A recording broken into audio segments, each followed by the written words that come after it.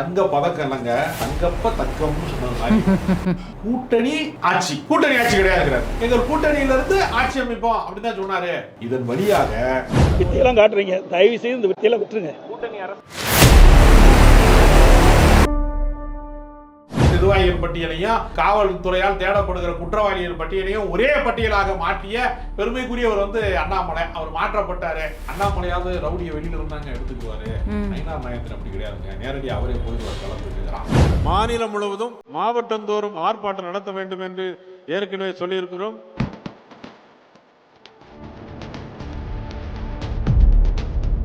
இந்த வாட்டியும் நம்பலாமா எடப்பாடி பழனிசாமி அவர்களை பாஜக? அவர் SDPI மாநாட்டிலே போய் எனக்கு ஒட்டும் இல்லை உறவும் இல்லை, வருகிற சட்டமன்ற தேர்தலிலும் எனக்கு இல்லை என்பதை பணம் ஓதுதான் இஸ்லாமியர்கள் கூடியிருக்கிறார்கள் என்பதனால அவர்களை ஏமாற்ற வேண்டும் என்கிற திட்டத்தோடு அவர் பேசினார் என்று நான் நம்பலாம்.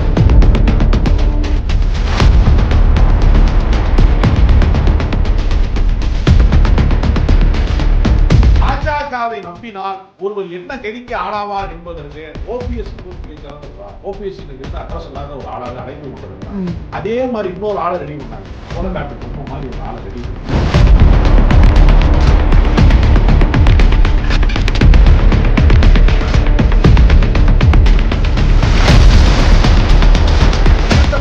மக்களுக்கு நடந்த சித்திரவதை முழுக்க CBI விசாரணையில தண்டிக்கப்பட்டதற்கான எல்லா பிரச்சனைக்கும் காரணமான வனத்துறை அமைச்சர் செங்கோட்டையன் தான். செங்கோட்டையனுக்கு எந்த யோக்கியதை கிடையாது.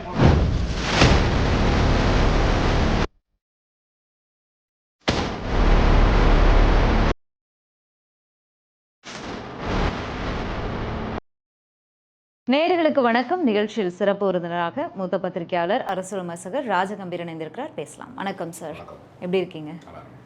அதிமுக எடப்பாடி பழனிசாமி அவர்கள் ஏற்கனவே விவாதங்களுக்கு இன்டர்வியூஸ் கூப்பிட்டா அதிமுக தரப்புலேருந்து யாரும் வர்றதில்லைங்கிற குற்றச்சாட்டு ஊடகத்தில் பெரும்பான்மையாக இருக்குது. வேறு வெளியிட்டிருக்காரு, தலைமையினுடைய உத்தரவு இல்லாமல் யாரும் பேட்டி கொடுக்கவோ கருத்துக்களை தெரிவிக்கவோ வேண்டாம் அப்படின்னு. ஏன் திடீர்னு இப்படி ஒரு அறிவிப்பு வெளியாயிருக்கு? தனக்கென்று நிரந்தரமான நிலைப்பாட்டை கொண்டிருக்கக்கூடிய அரசியலை செய்தால் தன்னுடைய கருத்தை சொல்வதற்கு அதற்கான ஆட்கள் வேண்டுமே, செய்தி தொடர்பாளர்கள் வேண்டுமே என்று அரசியல் கட்சிகள் விரும்புவார்கள். தன்னுடைய நிலைப்பாட்டை தானே மாற்றிக்கொண்டே இருக்கிறார். நேற்று ஒரு பேச்சு, இன்றொரு பேச்சு என்பதை போல தமிழ்நாட்டினுடைய முதலமைச்சர் சட்டப்பேரவையிலே நின்று கொண்டு சொல்லுகிறார், இன்றைக்கு டெல்லிக்கு போறாரு எடப்பாடி பழனிசாமி, தமிழ்நாட்டின் உரிமைகளை மீட்டுவாரா என்று அவர் காலையில கேட்கிறாரு. இவர் மத்தியானம் சொல்றாரு, இல்லைங்க நான் அதிமுக அலுவலகத்துக்கு ஜன்னல் மாத்திரத்துக்கு தான் வந்தேன், சிமெண்ட் பூசுனதை செக் பண்றதுக்கு தான் வந்தேன், பெயிண்ட் அடிச்சதை பார்க்கத்தான் வந்தேன், ஒழுங்கா பாத்ரூமுக்கு டயர் சுட்டிருக்காங்க எல்லாம் செக் பண்ண வந்தேன்ற மாதிரியே சொல்லி ஏமாத்திட்டு திடீர்னு போய் அமித்ஷாவை பார்க்குறாரு. காலையிலேயே கொஸ்டின் பேப்பர் அவுட் ஆயிடுச்சு. இவர் சாயங்காலம் வரைக்கும் அதை மறுக்கிறாரு. மறுத்து விட்டு திடீர்னு போய் என்ன பண்றாரு, அங்கே போய் அமித்ஷாவை பார்க்குறாரு. பார்த்த உடனே இவர் அறிக்கை விட்டா பரவாயில்ல, அமித்ஷா அறிக்கை விடுறாரு, NDA கூட்டணியில் அவர் இருக்கிறாரு அப்படிங்கிறாரு. அப்புறம் சில நாட்கள் கழித்தது அவரே தமிழ்நாட்டுக்கு வருகிறாரு. வந்துட்டு பிரஸ் மீட்ல அமித்ஷா மட்டும் பேசுறாரு. நாடாளுமன்ற தேர்தல் என்று வருகிற போது வேண்டுமானால் பாஜக தலைமையிலே ஒரு கூட்டணி என்று நம்ம அதை கருதலாம். இன்னும் ஓராண்டுகளுக்குள்ளே சட்டப்பேரவை தேர்தல் தான் வரப்போகிறது. அதிமுகவா திமுகவா என்கிற நிலைமை தான் வரப்போகிறது. எடப்பாடி பழனிசாமியா ஸ்டாலினா என்றுதான் போட்டி நடக்க போகிறது. ஆனா அவர் என்ன சொல்றாருன்னா, கூட்டணி ஆட்சி வரப்போகுது என்று அவர் சொல்றாரு. பாஜகவிற்கு தமிழ்நாட்டிலே 4 சட்டமன்ற உறுப்பினர்கள் தான் இருக்கிறார்கள். அதுவும் அதிமுகவின் தயவினால் அவர்களின் தோள்களின் மீது ஏறி நின்று 4 பேர் ஜெயிச்சிருக்காங்க. இப்ப 4 சட்டமன்ற உறுப்பினர்கள் இருக்கிறவர்கள் எல்லாம் கூட்டணி ஆட்சி என்று கேட்டால் தமிழ்நாட்டிலே விடுதலை சிறுத்தைகள் கட்சிக்கு 4 MLAக்கள் தான் இருக்கிறாங்க. இந்த அரசுக்கு அதிமுக ஒப்புக்கொள்ளுமா? கூட்டணி ஆட்சி என்கிற பேச்சுக்கே இடமில்லை என்று செல்லூர் ராஜ் ஏற்கனவே அறிவித்தார்ல. அது யாரின் குரல்? செல்லூர் ராஜின் குரல்? அது அதிமுகவின் குரலா, எடப்பாடியின் குரலா, யாரின் குரல் அது? தம்பிதுரை MP அறிவிச்சிருக்காரு, நேத்து சொல்லியிருக்காரு, காட்டமா சொல்லியிருக்காரு, கூட்டணி ஆட்சிக்கெல்லாம் பேச்சே கிடையாது அப்படின்னு. அமித்ஷா அறிவித்து 3 தினங்கள் கழித்து தான் அவருக்கு கொஞ்சம் கொஞ்சமா சுய நினைவு திரும்பினது மாதிரி. சிலர் சொல்லுவாங்கல்ல, அவர் நினைவு இல்லாம இருக்கிறாருங்க. 3 நாள் கழிச்சு திடீர்னு அவர் சொன்னதுக்கு ஒரு விளக்கம். தங்க பதக்கம் இல்லைங்க, தங்கப்ப தக்கம்னு சொன்னது மாதிரி. கூட்டணி ஆட்சி கிடையாதுங்கிறார். எல்லாம் ஒரு ஸ்பேஸ் விட்டுட்டு அந்த சவுண்டை கட் பண்ணிட்டு கூட்டணி ஆட்சின்னு சேர்த்து சொல்லாம எங்கள் கூட்டணியில இருந்து ஆட்சி அமைப்போம் அப்படின்னு தான் சொன்னாரு. இது ஒரு புதிய விளக்கத்தை எடப்பாடி பழனிசாமி சொல்லியிருக்கிறார். இதன் வழியாக எடப்பாடி பழனிசாமி தன்னைத்தானே ஏமாற்றிக் கொள்கிறாரா, அதிமுகவின் தொண்டர்களை ஏமாற்றுகிறாரா, இல்ல பொதுமக்களை தமிழ்நாட்டினுடைய வாக்காளர்களை ஏமாற்றுகிறாரா, யாரை ஏமாற்றுகிறார்? எனக்கு கிடைத்திருக்கிற தகவலின்படி அண்ணாமலை 84 சீட்டு பெற வேண்டும், 150 தான் அதிமுகவிற்கு, மீதம் இருக்கக்கூடிய 234 84 சீட்டை பாஜக பெற வேண்டும். பாஜக பார்த்து மற்ற பிற கட்சிகளுக்கு கொடுக்கணும். ஓபிஎஸ்க்கு, இதர குழுவினருக்கு, ஏற்கனவே நாடாளுமன்றத்தில் தோற்று போன இதர இசைக்குழுவினர் அத்தனை பேருக்கும், ஜால்ரா வாசித்த இசைக்குழுவினர் அனைவருக்கும் பகிர்ந்து அளிக்கப்படும். ஏன்னா 84 பேரை சட்டமன்றத்துக்கு நிறுத்தக்கூடிய அளவிற்கு முதல்ல பாஜக வேட்பாளர்கள் கிடையாது. ஏன்னா அவங்க செலக்ட் பண்ணி வச்சிருந்த வேட்பாளர்ல பல பேர் ஜெயிலுக்கு போயிட்டான். படப்பை குணால இருந்து, புளியந்தோப்பு அஞ்சலையில இருந்து, பெரிய பட்டியல், மிகப்பெரிய பட்டியல்லாம் பூரா ஜெயிலுக்கு போயிட்டாங்க. பாதி பேர் போலீஸ் தேடுற பட்டியல் இருக்காங்க, கொஞ்சம் பேர் கட்சி நிர்வாகிகள் பட்டியலையும் காவல்துறையால் தேடப்படுகிற குற்றவாளிகள் பட்டியலையும் ஒரே பட்டியலாக மாற்றிய பெருமைக்குரியவர் அண்ணாமலை. அவர் மாற்றப்பட்டாரு. ஒருத்தன் சொல்றான் அண்ணாமலையாவது ரவுடியை வெளியில இருந்தாங்க எடுத்துக்குவாரு, ஐநார் நாயந்திரன் அப்படி கிடையாதுங்க, நேரடியாக அவரே போயிடுவார் களத்துக்குங்கிறான். அதனால 84 வேட்பாளர்கள் போடுவதற்கு வழி இல்லை. ஆனா 84 பேர் எங்களுக்கு சீட்டு கொடுக்க, 84 சீட்டு எங்களுக்கு கொடுக்கணும். அப்போ பாஜக அதிமுகவோட கூட்டணி அமைக்கிறதா, இல்ல பாஜக கூட்டணியில அதிமுக போய் இணைகிறதா? அப்படித்தான், அதைத்தான் எடப்பாடி பழனிசாமி தெளிவுபடுத்தணும்னு சொன்னா, என்னோட ஆள் யாரும் போய் பேசிடாத, டிவியில பேசிடாத, விவாதத்துல பேசிடாத. ஏன்னா பதில் தெரியாத கேள்வியா கேட்கறாங்க, பதில் தான் நம்மகிட்ட இல்லையே. இல்லை, இப்போ தம்பிதுரை, செல்லூர் ராஜு போன்றவர்களாம் கூட்டணி ஆட்சிங்கிற பேச்சுக்கே இடம் கிடையாது, இதுவரைக்கும் திராவிட கட்சிகள் இரண்டுமே இந்த முறையை அறிமுகப்படுத்தினதே கிடையாது, தமிழ்நாட்டில் இதற்கு வாய்ப்பே இல்லைன்னு உறுதியாக சொல்கிறாங்க. அப்போ அந்த சொல்கிறதுல எடப்பாடி அவர்களுக்கு பிரச்சனை இருக்குது. அவரே கூட்டணி ஆட்சியை விரும்புகிறாரா, இல்லை அதற்கு பலியாகிட்டாரா? எடப்பாடி 1969 அண்ணா மரணித்த போது அவர் கல்லறைக்கு போவதற்கு முன்பு தேசிய கட்சிகளுக்கு அண்ணா கல்லறையை கட்டிவிட்டு தான் அவர் கல்லறைக்கு போனார். தேசிய கட்சிகளுக்கு இனிமேல் தமிழ்நாட்டிலே எந்த ஆட்சி அதிகாரமும் இல்லை என்பதை மிகப்பெரிய விடுதலை போராட்டத்திலே இருந்து தொடர்ச்சி, அதனுடைய விடுதலை போராட்டத்தினுடைய தொடர்ச்சியாக இருந்த காமராஜர் போன்ற பெரிய தலைவர்களே தமிழ்நாட்டினுடைய மொழி போராட்டத்திலே தோற்கடிக்கப்பட்டார்கள். இந்தியை திணிக்கிற காரணத்தினாலே இனிமேல் நாங்கள் ஏற்க மாட்டோம், இந்திய வேணாம், இந்திய திணிக்கிற காங்கிரஸ் எங்களுக்கு வேணாம், மத்திய அரசாங்கம், ஒன்றிய அரசாங்கம் எங்கள் மொழியின் மீது ஒரு பண்பாட்டு படையெடுப்பை நடத்துகிறது, இந்த பண்பாட்டு படையெடுப்பை நாங்கள் ஏற்கவே மாட்டோம் என்று தமிழர்கள் விரட்டி அடித்தார்கள்.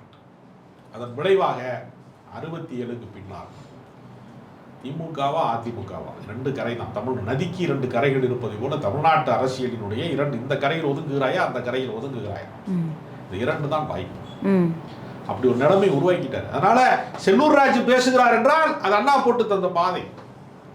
எடப்பாடி பழனிசாமிக்கு தன் கட்சிக்காரனையே ஏற்றுக்கொள்கிற மனம் இல்லாதவர் எடப்பாடி பழனிசாமி. தன்னோடு ஏற்கனவே பயணித்த இணை ஒருங்கிணைப்பாளர், தன்னை அரசியலிலே உயரங்களுக்கு அழைத்து செல்வதற்காக பெரிய வாய்ப்பை கூவாத்தூரினுடைய ஜனநாயக திருவிழாவிலே தன்னை தேர்ந்தெடுத்த சசிகலாவில் இருந்து, டிடிவி தினகரன்ல இருந்து தன்னோடு பயணித்தவர்களே ஏற்றுக்கொள்ள மனம் இல்லாதவரே அமித்ஷாவை எப்படி ஏற்றுக்கொள்வாரு?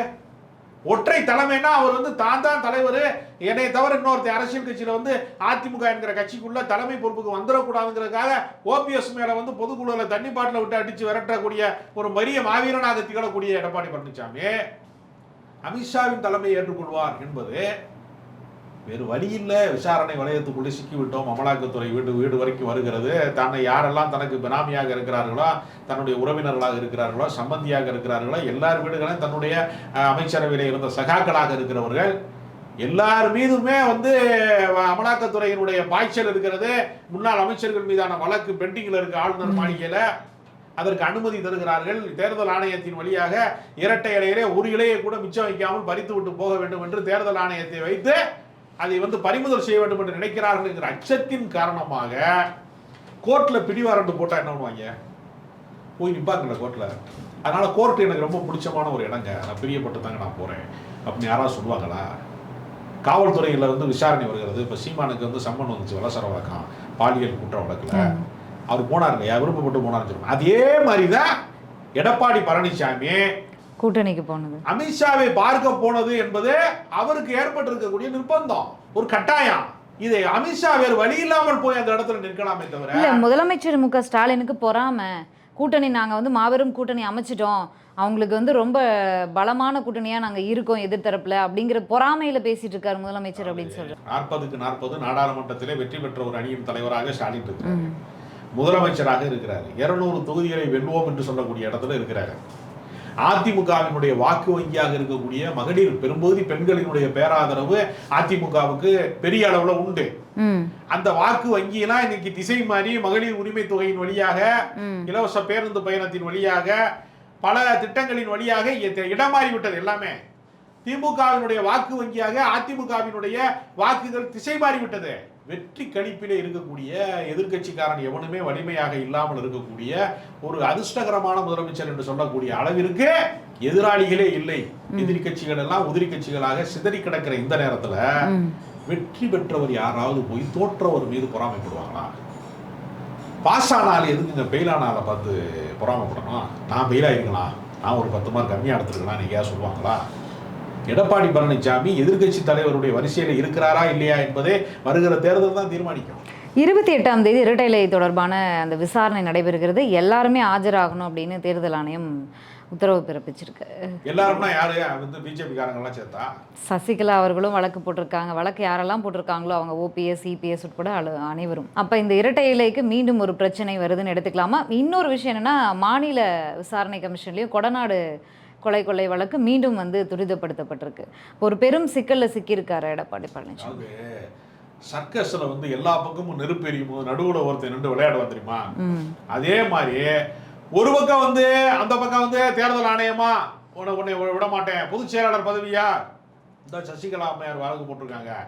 எல்லா பக்கமுமே பிரச்சனை. ஒட்டகத்துக்கு ஒரு பக்கமா கோணல்னு ஒரு கேள்வி இருக்கிறது.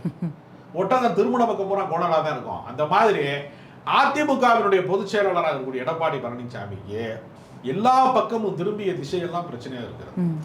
இவ்வளவையும் தாண்டி பாஜகவை எப்படி கரட்டி விடுவது, பாஜக கூட்டணியிலே நீடிக்காமல் இருப்பதற்கு என்ன செய்வது என்று பல திட்டங்கள் போட்டார். இந்த வாட்டியும் நம்பலாமா எடப்பாடி பழனிசாமி அவர்களை? பாஜக அவர் வந்து எஸ்டிபிஐ மாநாட்டிலே போய் பாஜக எனக்கு ஒட்டும் இல்லை உறவும் இல்லை, வருகிற சட்டமன்ற தேர்தலிலும் எனக்கு இல்லை என்பதை மன ஓந்துதான் சொன்னார். இஸ்லாமியர்கள் கூடி இருக்கிறார்கள் என்பதனால அவர்களை ஏமாற்ற வேண்டும் என்கிற திட்டத்தோடு அவர் பேசினார் என்று நான் நம்பல. அவர் முழு மனதோடு தான் சொன்னார். அவர் பாஜக அல்லாத ஒரு அதிமுக தான் இருக்க வேண்டும் என்றுதான் அவர் விரும்புகிறார். ஆனா அவருக்கு இருக்கிற நிலைமை என்னன்னா, அவரால் அந்த ஒரு ஆளுமையோடு திகழ முடியாத அளவிற்கு ஒரு பக்கம் பங்காளி சண்டை, இன்னொரு பக்கம் எதிர்கட்சி வலிமையாகி கொண்டே இருக்கிறது. இரண்டுக்கு நடுவுலே நீந்த முடியாத ஒரு நிலைமையில இருக்கிறார். நெருப்பாற்றிலே நீந்தி கரை சேர வேண்டிய நிலைமையில அவர் இருக்கிறார். அதனால எடப்பாடி பழனிசாமியினுடைய இந்த சமரசம், பாஜகவோடு அவர் வைத்துக் கொண்டிருக்கக்கூடிய சமரசத்தை கட்சியின் தலைவர்கள் ஒப்புக்கொள்ளலாம், கட்சியினுடைய அடிமட்ட தொண்டர்கள் ஏற்றுக்கொள்ள மாட்டாங்க. அதனால கிரவுண்ட் லெவல்ல இந்த அரசியல் எடுபடாது. இந்த வாக்குகள், அதாவது திமுக எதிர்ப்பு வாக்குகள் வழக்கமாக அதிமுகவுக்கு போகும். அந்த மாற்றுங்கிற அந்த 10% தான் புதிதாக வர கட்சிகளுக்கு போகும். இப்போ வந்து இந்த அதிமுக பாஜக மீண்டும் பாஜகவோடு கூட்டணி அமைஞ்சிருக்கு. இது தொடரும் பட்சத்தில் அதிமுகவினரே வெறுக்கும் ஒரு நிலைக்கு வருவாங்க இல்லையா? அந்த அதிமுக பாரம்பரியமாக வாக்களிச்சுட்டு இருந்தவங்களே திரும்ப வந்து மாறுவாங்களே, அந்த வாக்குகள் யாருக்கு போகும்? அதிமுக இனி தேராது என்று நினைக்கிறவர்கள் அவருடைய வாக்கு வங்கி என்பதை புதிதாக வரக்கூடிய அரசியல் கட்சிக்கு சில பேர் வாக்களிக்கலாம். இளைஞர்களாக இருக்கிறவர்கள் விஜய் கட்சிக்கு வந்து தமிழக வெற்றி கழகம் மாதிரியான கட்சிகளுக்கு வாக்களிப்பதற்கு ஒரு வாய்ப்பு இருக்கிறது, அது நம்ம மறுக்கலாம். ஆனால் பழைய ஆட்களா இருக்கிறவங்க, மூத்தவர்களாக இருக்கிறவங்க எல்லாம் அதிமுக வந்து சிதறடிக்கப்பட்டு விட்டது, ஜெயிக்காது என்று தெரிந்ததற்கு பின்பு கட்சிக்காரர்கள் அல்லாதவர்கள் அல்லது திராவிட இயக்க பற்றாளர்கள் திமுகவுக்கு திரும்பி விடுவார். திமுகவினுடைய வாக்கு வங்கி இன்னும் பலப்படக்கூடிய வாய்ப்பு அதிகமாக இருக்கிறது. ஏனென்றால் எதிரிக்கு வாய்ப்பளிக்க கூடாது. எந்த பாஜக அதிமுகவை உடைத்ததோ அதே பாஜகனால மீண்டும் வந்து அதை ஒன்று சேர்க்க முடியல. இவர்களை நம்பி நான் தியானம் இருக்க போறேன், தர்ம யுத்தம் இருக்க போறேன் என்று சொன்னவருக்கு நிரந்தரமா பீச்சில் வந்து ஒரு ஓரமணி வந்து உட்கார்ந்து அரசியல்ல இதுதான் இடம்னு நிரந்தரமாக்கிட்டாங்க. அதற்கு முன்பு அவர் முதலமைச்சராக இருந்தார், அதற்கு முன்பு ஒரு பொதுப்பணித்துறை அமைச்சராக இருந்தார், அதற்கு முன்பு அவர் வந்து பொருளாளர், கட்சியின் பொருளாளராக இருந்தார். அவருடைய எல்லா அரசியல் செல்வாக்கையுமே பாஜகவை நம்பிய காரணத்தினால ஓபிஎஸ் என்பவர் வந்து 0 பன்னீர்செல்வம் ஆயிட்டார். பன்னீர்செல்வமாக இருந்தார் அதுக்கு முன்னாடி. இப்ப புதிய கட்சி தொடங்க போறாருன்னு ஒரு செய்தி வந்திருக்கு. அவருக்கு பின்னாடி புதிய கட்சிக்கு யாரு போவா? அவரோட செல்வாக்கு மிக்க தலைவரா? ஒருவேளை அவர் செல்வாக்கு மிக்க தலைவராக இருந்தால் அவர் தொகுதியில் நின்று நாடாளுமன்றத்தில் வெற்றி பெற்று காட்டிருக்கலாம்ல, பாஜக மதித்திருக்கும்ல. இல்ல, இரட்டை இலை சின்னம் அதிமுகன்ற கட்சி இவை இரண்டுமே வச்சிருந்தவங்கள பின்னுக்கு தள்ளி அதிக வாக்குகளை வாங்கினார்ல, அதுவும் ஒரு சாதனை. அது தோற்று போனவர் கூடுதல் வாக்கு வாங்கியிருக்கிறார். அப்படிதான் அவர் ஜெயிக்க முடியல. அவர் வந்து அதிமுகவுக்கு ஒரு எதிர் நிலைப்பாட்டு அரசியலை தான் அவர் அங்கே எடுத்தார் ராமநாதபுரத்தில். அவர் அந்த நிலைப்பாட்டை அவர் எடுத்த காரணத்தினால, அப்படி ஒரு முடிவுக்கு அவர் தள்ளப்பட்ட காரணத்தினால, அல்லது அவர் அந்த இடத்திற்கு போன காரணத்தினால, பாஜகவை நம்பினால் ஒருவர் என்ன கதிக்கு ஆளாவார் என்பதற்கு ஓபிஎஸ் வந்து ஒரு மிகச்சிறந்த உதாரணம். ஓபிஎஸ் இன்னைக்கு வந்து அட்ரஸ் இல்லாத ஒரு ஆளாக அலைந்து கொண்டிருக்கிறார். அதே மாதிரி இன்னொரு ஆளை ரெடி பண்ணாங்க, சோளக்காட்டு பொம்மை மாதிரி ஒரு ஆளை ரெடி பண்ணி செங்கோட்டையனை காமிச்சு அவர் பொதுச் செயலராக போறாரு. அவர் அதிமுக காலத்திலேயே அவர் பீச பிடிங்கி உள்ள வச்சுட்டாங்க. ஏற்கனவே அவருடைய எல்லா பொறுப்புகளையுமே பறித்து அவருக்கு குடும்பம் வரைக்குமே பிரச்சனை. அவர் மனைவியே அவர் மீது புகார் அளித்து ஜெயலலிதா உடனடி நடவடிக்கை எடுத்தாங்க. அவருக்கு தனிப்பட்ட செல்வாக்குன்னு எப்பவுமே இருந்தது கிடையாது. அவர் எம்ஜிஆர் காலத்துல வந்து செல்வாக்காக இருந்தாரு என்று பழைய ஆட்கள் சொல்லுவாங்க. வாச்சாத்தி கொடுமை முழுக்க, வன்கொடுமை முழுக்க, அங்கு நடந்த பழங்குடியின மக்களுக்கு நடந்த சித்திரவதை முழுக்க சிபிஐ விசாரணையில தண்டிக்கப்பட்டதற்கான எல்லா பிரச்சனைக்கும் காரணமான வனத்துறை அமைச்சர் செங்கோட்டையன் தான். செங்கோட்டையனுக்கு எந்த யோக்கியதை கிடையாது. முதல்ல செங்கோட்டையன் குற்ற பின்னணி உள்ளவரே. அவர் வந்து கரைவிடாத குறத்துக்கெல்லாம் சுத்தக்காரெல்லாம் கிடையாது. அவரால் இந்த அரசியலை எதிர்கொள்ள முடியல, அதுதான் உண்மையை தவிர இவரும் அதிமுக காரரான். ஆனா இவர் தனியா போய் பிளைட் ஏறி போய் நிதியமைச்சரை போய் பார்ப்பாராம். இவர் அதிமுகவில் இருக்காராம். ஆனா எடப்பாடி பழனிசாமி சொல்றது அவர் கேட்க மாட்டாராம், பார்க்க கூட மாட்டார். இந்த நிலைமை வந்து நீ ஜெயலலிதா காலத்தில் இப்படி இருந்திருக்க முடியுமா? நீ டெல்லிக்கு தனியா பிளைட் ஏறி போனேன்னா, நான் அதை சொல்லக்கூடாது, சந்திரலேகா முகத்தில் விழுந்த ஆசிட் வந்து செங்கோட்டையனுக்கு விழுந்திருக்கும். முதல்ல இவங்க போக மாட்டாங்களே, அங்கிருந்து இங்கே வந்து தானே ஜெயலலிதா அம்மாவை பார்த்துட்டு போனா திரும்பி வர முடியாது, அங்கேயே செட்டில் ஆகிற மாதிரி பண்ணிடணும். 2026 அதிமுகவினுடைய நிலை என்ன? தேர்தல், சட்டமன்ற தேர்தல், அதாவது ரொம்ப கஷ்டமாக குடும்பம் நடத்த முடியாதவர்கள் வந்து அடிக்கடி வந்து அடமானம் வைப்பதற்கு வந்து நகைகளை வந்து தாலியை கொண்டு போய் வைப்பாங்க. தாலியின் பெருமையை வந்து மனைவி அறிவாள், தாலியின் பெருமையை கணவன் அறிவான், கணவனை விட மனைவி அறிவாள், மனைவி கணவன் 2 பேரை விட மார்வாடி தான் அதிகம் அறிவான். அமித்ஷா இருக்கிற மார்வாடிட்ட கொண்டு போய் அதிமுகவை அடமானம் வச்சுட்டு ஏற்கனவே மீட்டுட்டோம் நாங்க என்று வந்து அவங்க நாடாளுமன்ற தேர்தலில் வந்து எடப்பாடி பழனிசாமி வந்து சொன்னார்ல, மறுபடியும் அடமான கடைக்கு தாலி போனது மாதிரி போயிருச்சு.